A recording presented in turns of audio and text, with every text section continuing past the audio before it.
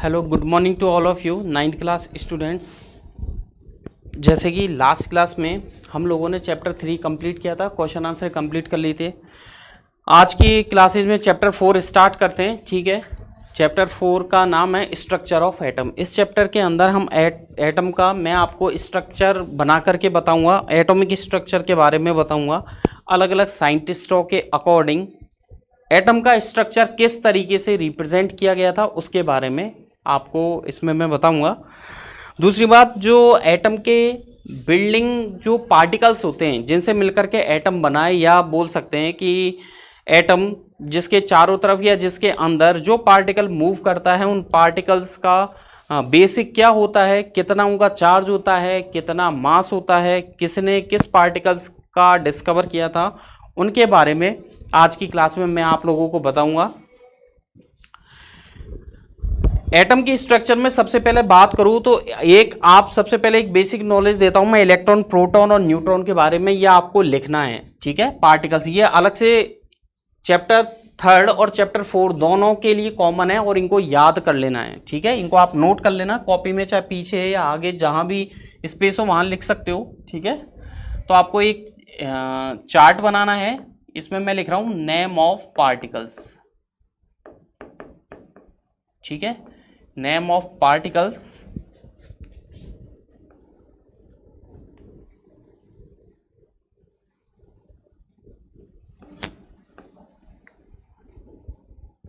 Charge on particles, okay. यहां पर लिखना है मास ऑफ पार्टिकल्स, ओके। तो देखिए, नेम ऑफ पार्टिकल्स, फिर मैं लिखा चार्ज ऑन पार्टिकल्स और देन मास ऑफ पार्टिकल्स। तो सबसे पहले कौन कौन से मैं पार्टिकल्स की बात करूं, इलेक्ट्रॉन की बात करता हूं। सिंबल्स और बता देता हूं, लास्ट में एक कॉलम बना करके वो लिख लीजिएगा सिंबल्स, ओके।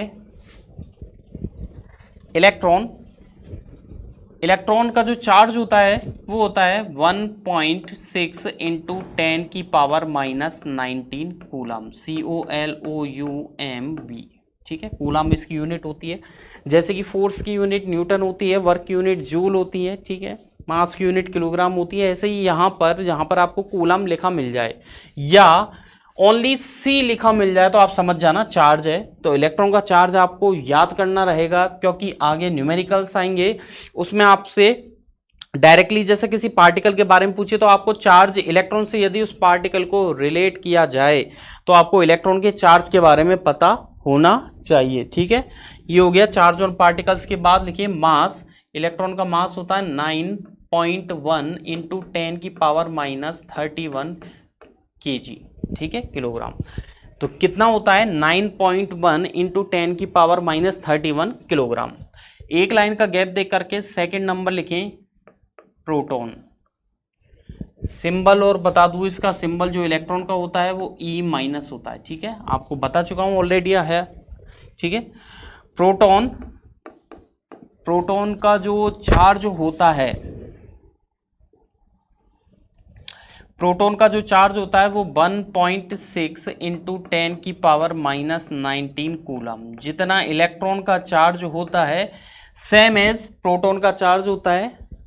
मास जो होता है प्रोटॉन का वो होता है 1.6 इंटू 10 की पावर -27 kg और प्रोटॉन का सिंबल हो गया P, ठीक है।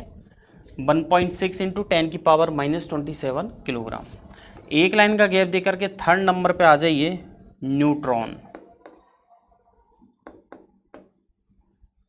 NEUTRO, न्यूट्रॉन पे जो चार्ज होता है वो है जीरो चार्ज, किसी भी तरीके का चार्ज नहीं होता।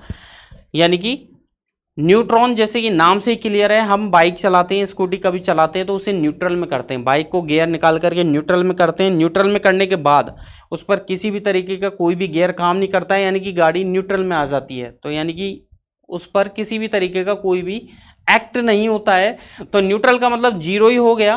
तो यानी कि न्यूट्रॉन जो होता है वो जीरो चार्ज रखता है और मास जो होता है न्यूट्रॉन का वो प्रोटॉन के इक्वल होता है, 1.6 इंटू 10⁻⁻27 किलोग्राम। और इसका जो सिंबल होता है वो स्मॉल एन होता है। ठीक है, ये 3 पार्टिकल्स हैं, इनके बारे में आप लोगों को याद करना है। ओके, एक्स्ट्रा आपको बता दूं, इलेक्ट्रॉन जो है, इलेक्ट्रॉन की डिस्कवरी की थी जे थॉमसन ने। जे थॉमसन नामक साइंटिस्ट ने एनोड से निकलने वाली जो रेज हैं उन्हें एनोड रेज नाम दिया। और ये एनोड रेज नेगेटिव चार्ज रखती हैं, क्योंकि ये एनोड से निकलती है। 2 तरीके की रॉड्स हैं, cathode anode. Cathode positive charge है एंड एनोड नेगेटिव चार्ज है। तो एनोड से निकलने वाली जो रेज है उन्हें एनोड रेज नाम दिया गया है। और एनोड से निकलने के कारण, क्योंकि इनका ओरिजिनेशन पॉइंट है एनोड, इसलिए इन्हें एनोड रेज बोलते हैं।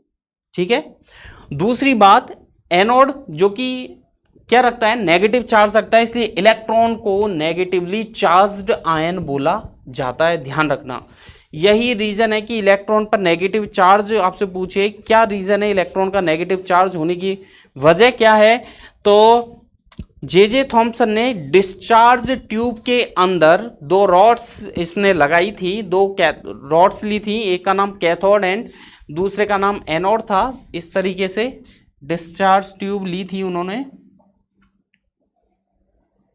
ये गैस को बाहर एयर वैक्यूम पंप बोल सकते हैं इसे, वैक्यूम पंप था। यहां पर उन्होंने एक प्लेट ली, यहां पर उन्होंने एक प्लेट, ठीक है,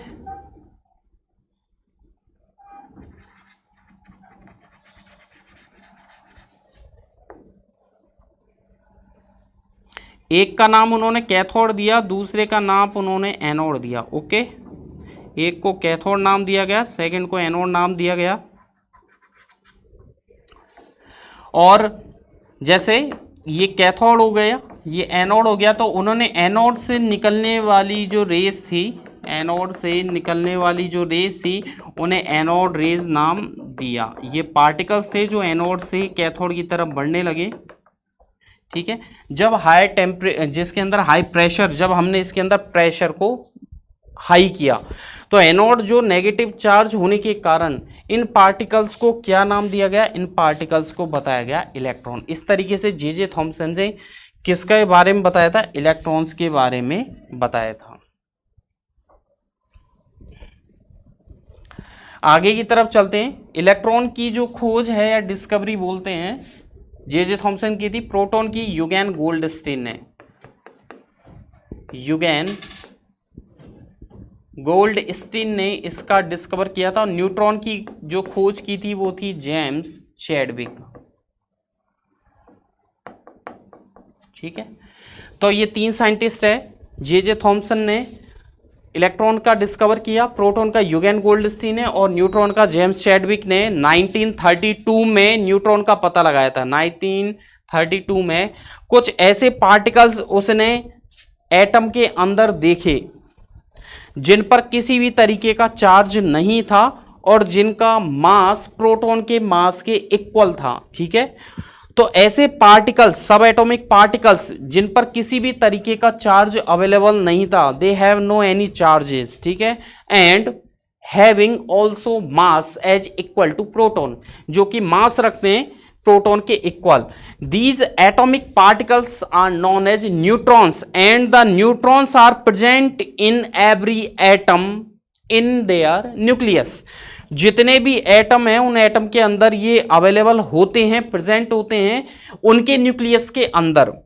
एटम का जो न्यूक्लियस होता है, 3rd चैप्टर में मैंने आपको बताया था, एटम का न्यूक्लियस जो पॉजिटिव चार्ज रखता है, लेकिन होते हैं इसके अंदर 2 पार्टिकल्स, एक तो होता है प्रोटॉन एंड सेकंड होता है न्यूट्रॉन। प्रोटॉन जो पॉजिटिव चार्ज रखता है, न्यूट्रॉन जिस पर किसी भी तरीके का चार्ज नहीं होता है। तो जो अंदर प्रोटॉन और न्यूट्रॉन होते हैं, इसे प्लस इसलिए दिखाया जाता है क्योंकि ये प्रोटॉन के चार्ज को शो करता है, न्यूट्रॉन पर किसी भी तरीके का चार्ज नहीं होता है।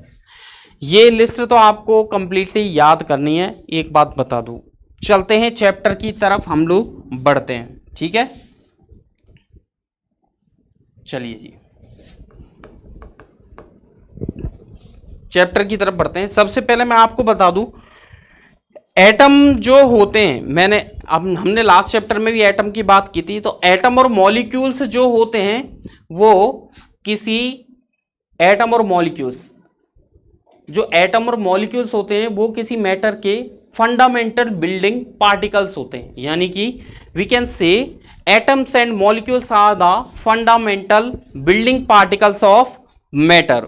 ठीक है, इस लाइन को लिख लीजिएगा, एटम्स एंड मॉलिक्यूल्स। लिखते जाइए मेरे साथ साथ, आप लोग लिखते जाइए। Atoms and molecules are the fundamental building particles of matter. Okay, ये आपने नोट कर ली लाइन, बहुत अच्छे। एटम्स एंड मॉलिक्यूल्स जो होते हैं वो फंडामेंटल पार्टिकल्स होते हैं किसी मैटर के, यानी पदार्थ के। और मैंने लास्ट चैप्टर में आप लोगों को बताया था कि स्मॉल स्मॉल टेनी पार्टिकल से मिलकर के एटम बनता है। एक बार रिवाइज कर देता हूं। जैसे कि लास्ट चैप्टर में हम लोगों ने पढ़ा था स्मॉल टेनी पार्टिकल्स से मिलकर के, स्मॉल टेनी पार्टिकल से मिलकर के एटम बनता है। 2 और मोर एटम से मिलकर के मॉलिक्यूल बनता है। ठीक है, सेम टाइप ऑफ एटम से मिलकर के एलिमेंट बनता है। 2 और मोर एलिमेंट से मिलकर के कंपाउंड बनता है। 2 और मोर कंपाउंड से मिलकर के मिक्सचर बनता है। ठीक है, तो देखिए ये हमने लास्ट चैप्टर के अंदर पढ़ा था। स्मॉल टेनी पार्टिकल से मिलकर के एटम बनता है। 2 और मोर एटम से मिलकर के मॉलिक्यूल बनता है। सेम टाइप ऑफ एटम से मिलकर के एलिमेंट बनता है। 2 और मोर एलिमेंट मिलकर के कंपाउंड बनाते हैं, और 2 और मोर एलिमेंट और कंपाउंड मिलकर के मिक्सचर बनता है। ठीक है,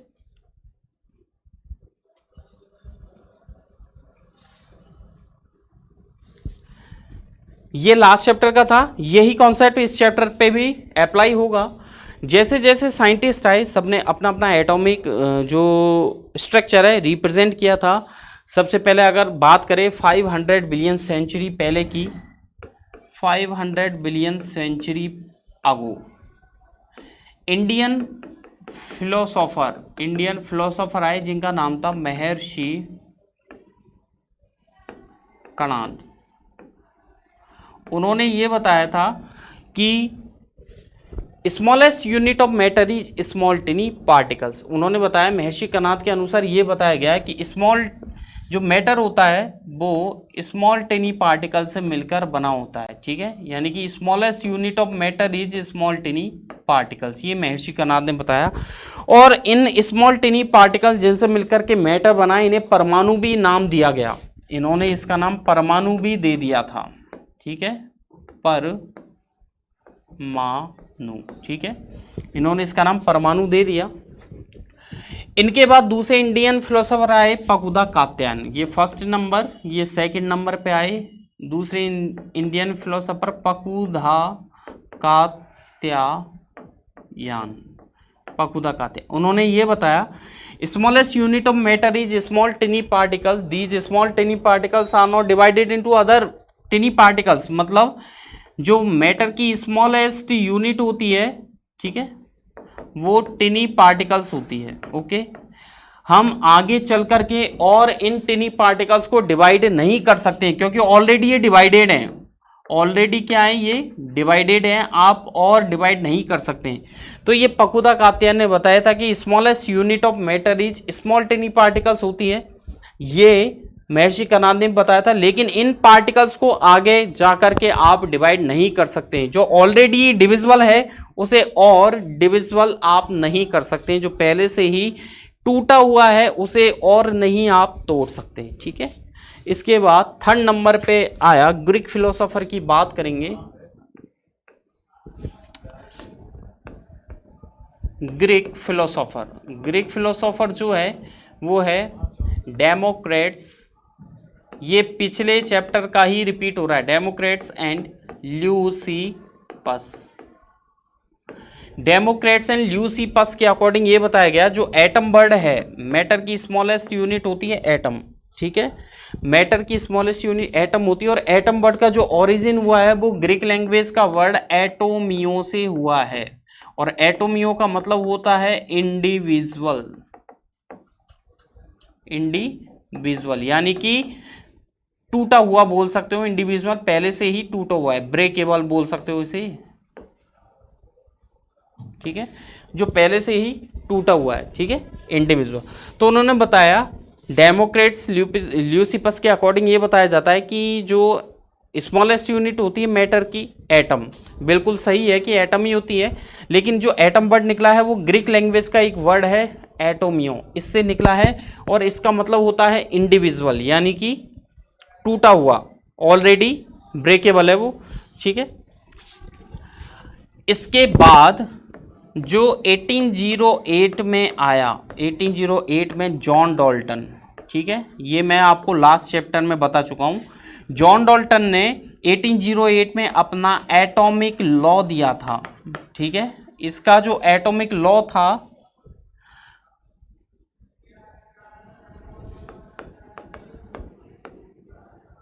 इन 1808 John Dalton gave his atomic law, अपना एटॉमिक लॉ दिया था, और इसका जो एटॉमिक लॉ था वो 3 बातों पर डिपेंड था। कौन कौन सी 3 बातें थी? केमिकल कॉम्बिनेशन,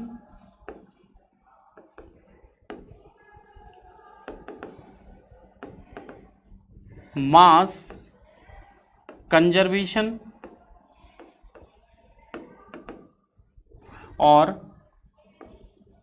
डेफिनेट प्रोपोर्शन, ठीक है। तो देखिए इनका जो लॉ था वो 3 बातों पे डिपेंड था, chemical combination, mass conservation and definite proportion, ठीक है। और ये जो केमिकल कॉम्बिनेशन है इसमें 2 लॉ थे, आपको मैंने बता दिया था, लास्ट क्लास में भी पढ़े थे। एक तो इसमें डेफिनेट प्रोपोर्शन के नाम से था कि जितना मास पहले होता है प्रोडक्ट का उतना ही लास्ट में होता है, ठीक है। लॉ ऑफ प्रोडक्ट का था, उसमें रिएक्टेंट और प्रोडक्ट के 2 थे इसमें, ठीक है, एक कांस्टेंट के नाम से भी था। दोनों लॉ लास्ट चैप्टर में पढ़े थे। तो 3 बातों पर ये जॉन डाल्टन का था। इन्होंने पोस्टुलेट्स भी दिए, एटॉमिक पोस्टुलेट्स। जॉन डाल्टन ने एटम से रिलेटेड अपने पोस्टुलेट्स बोलते हैं तथ्य, क्या तथ्य दिए थे इन्होंने, क्या बताया था? इन्होंने बताया the smallest unit of matter, पदार्थ की सबसे सूक्ष्मतम इकाई क्या होती है? Atom. Smallest unit of matter is atom. Second इन्होंने बताया the atom of same element, the atom of same element, यानी कि किसी एक ही तत्व के एटम, अलग अलग नहीं बात कर रहा, सेम एलिमेंट, जैसे हाइड्रोजन के 3 होते हैं, प्रोटियम, ड्यूटेरियम, ट्राइटियम, तो एक ही एलिमेंट के symbol, atom of same element having, क्या रखते हैं? Equal size, mass and weight, ठीक है। अगर एक ही एलिमेंट के आइसोटॉप हैं, आइसोटॉप क्या होते हैं? एक ही एलिमेंट के अलग अलग एटम, एलिमेंट सेम है, एलिमेंट डिफरेंट डिफरेंट नहीं है, एक ही एलिमेंट, जैसे हाइड्रोजन के 3 होते हैं, 1H1, 1H2, 1H3, ठीक है। प्रोटियम, ये ड्यूटेरियम एंड ये ट्राइटियम, तो तीनों एलिमेंट्स एक ही, तीनों एटम एक ही एलिमेंट के, तो एक ही element, atom of same element having equal size, mass and weight, तीनों का सेम साइज होगा, वेट होगा, मास होगा। थर्ड इन्होंने बताया एटम्स ऑफ डिफरेंट एलिमेंट, यदि एटम्स किसके हो? डिफरेंट एलिमेंट के हो, ठीक है, different element, atoms of different element having different size, mass and weight, ठीक है। Atoms of different element having different size, mass and wait,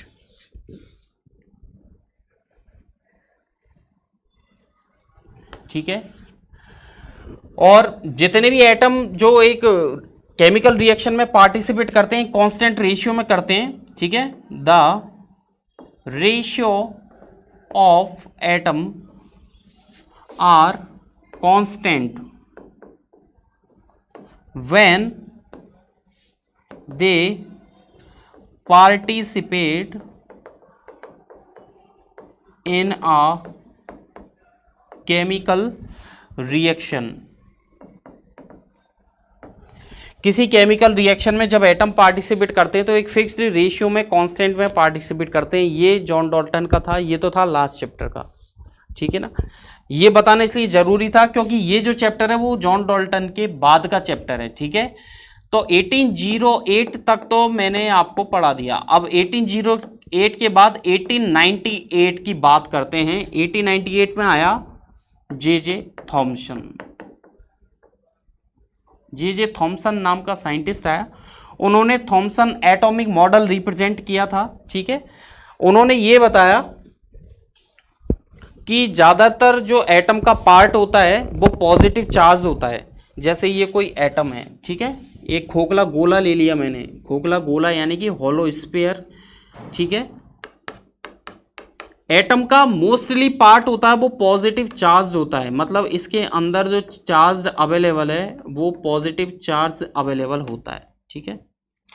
atom एक पॉजिटिव चार्ज होता है, एटम पूरा एक धनावेशित बोल सकते हो, पॉजिटिव चार्ज स्फीयर होता है। इसके अंदर कुछ क्वांटिटी में नेगेटिव चार्ज अवेलेबल होता है, ठीक है। जैसे वाटरमेलन होता है, तरबूज, ज़्यादातर जो पार्ट होता है इसका कैसा होता है, रेड कलर का। तो जो रेड कलर का जो पार्ट है वो तो हो गया आपके पॉजिटिव चार्ज, ठीक है, ध्यान रखना।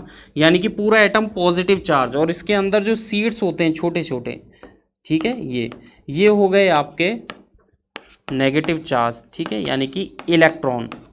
अभी बताया था ना इलेक्ट्रॉन पे नेगेटिव चार्ज होता है। तो जे थॉमसन ने बताया कि most of the part of atom is positively charge, ज़्यादातर मोस्टली पार्ट पॉजिटिव चार्ज होता है। And there is some electron present in an atom and they have carry negative charge, जो नेगेटिव चार्ज रखते हैं, ठीक है ना। इसलिए उन्होंने एटम को क्या बताया, इलेक्ट्रिकली न्यूट्रल। इलेक्ट्रिकली न्यूट्रल का मतलब विद्युत उदासीन। जितना चार्ज एटम के अंदर पॉजिटिव चार्ज अवेलेबल है उतना ही नेगेटिव चार्ज उसके अंदर है, जिसका कंपैरिजन किससे किया था, वाटरमेलन से एग्जांपल दिया है। दूसरा प्लम पुडिंग से भी उन्होंने बताया था कि mostly part of pudding is positively charge, कि प्लम पुडिंग एक जापानीज बोल सकते हैं, एक स्वीट होती है, एक मिठाई का नाम मान लीजिए। अगर उससे नहीं समझते तो बूंदी का लड्डू होता है। बूंदी का लड्डू ज़्यादातर जो दाने होते हैं येलो कलर के, यानी कि उन्हें तो मान लीजिए आप पॉजिटिवली चार्ज, और जो ड्राई फ्रूट होते हैं अंदर छोटे छोटे वो होते हैं नेगेटिव चार्ज, ठीक है। तो so total finally J Thomson ने बताया कि एटम इलेक्ट्रिकली न्यूट्रल होता है। क्यों होता है, क्योंकि in atom the positive and negative charges are equal in magnitude, कि एटम के अंदर जो इलेक्ट्रॉन और प्रोटॉन होते हैं वो परिमाण में, उनका जो परिमाण होता है वो बराबर होता है, इसलिए दोनों एक दूसरे को कैंसिल कर देते हैं। अब दोनों जब बराबर क्वांटिटी में हो गए तो वो हो गया विद्युत उदासीन, ठीक है ना। और बाकी का एक्सप्लेनेशन करेंगे हम नेक्स्ट क्लास में। आज की क्लास में बस इतना ही। थैंक यू, बाय, ठीक है।